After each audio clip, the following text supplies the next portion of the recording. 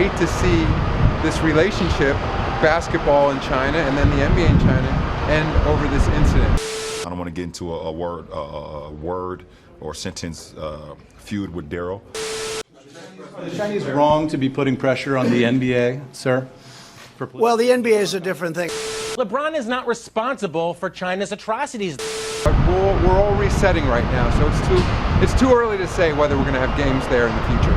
China announcing this morning they're pulling NBA games from their airwaves. The long-held values of the NBA are to support freedom of expression. And in this case, Daryl Morey, as the general manager of the Houston Rockets, enjoys that right. I understand that there are consequences. The waters, like Donald Trump's words, are rocky and rough. The NBA's relationship with China has deteriorated, but Commissioner Adam Silver is confident it is salvageable.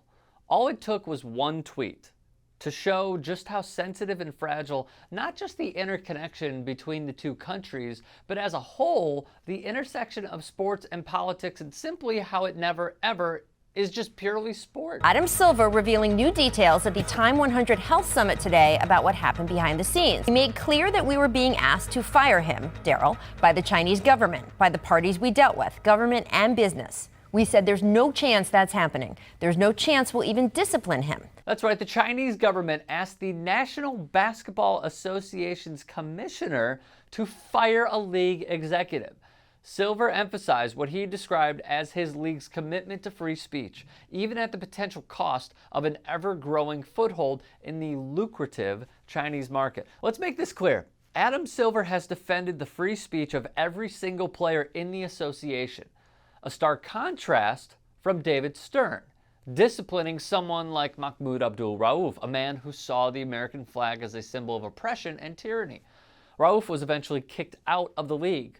Silver has given star players his full support in criticizing their own leaders in the United States and the current administration. Obviously, we made clear that we were being asked to fire him by the Chinese government, by the parties we dealt with, government and business. We said there's no chance that's happening. And now, Silver is fighting for Morey, a man who tweeted an image more so benign in the U.S., but a loud symbolic message of standing up for free speech and the people of Hong Kong remaining in a communist country.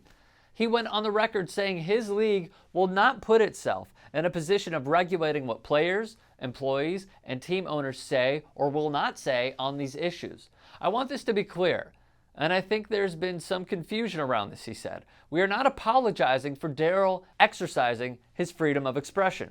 The NBA profits off China. We know this.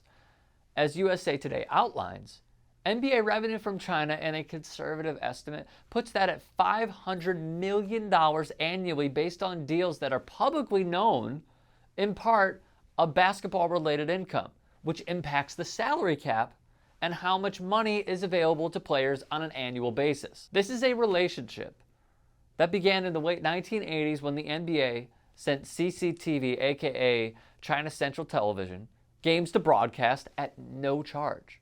A league office opened in Hong Kong in 92. In 04, games were held in the communist country. When looking at a recent deal, the money Silver and the NBA received from China is more than $500 million. In July, China's Tencent reached a 5-year, $1.5 billion deal to remain the league's exclusive digital partner in China, and it is the NBA's largest partnership outside the U.S. CCTV has a lucrative financial partnership with the NBA, televising multiple games live each week, including coverage of the playoffs. NBA China, a separate business arm of the association, was valued at $5 billion by Sports Business Journal last month. Adam Silver is a liberal commissioner, and this is the cost and risk of being a liberal businessman. He stood up for his players' rights to express themselves. He did not cave when a dictatorship mandated he fire a league executive for exercising his American right. Problems are aplenty in China, and if you go far enough down the rabbit hole, you'll know exactly what I'm discussing. Do I back those practices? Absolutely not, no. If we take this on a case-by-case basis, Silver got this one case right and should be commended, not vilified, for backing the players, league execs, and the freedoms he wishes China had.